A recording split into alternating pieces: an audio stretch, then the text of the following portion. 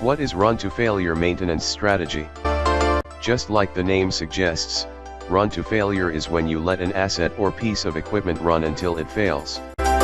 But to be a bit more precise, it's generally when you let a part run until it fails. Before the failure point, you don't really do anything. There's no maintenance inspections or tasks connected to that part. You're not actively monitoring it. After the failure, you swap out the broken part for a new one. Instead of repairing it, you are just replacing it.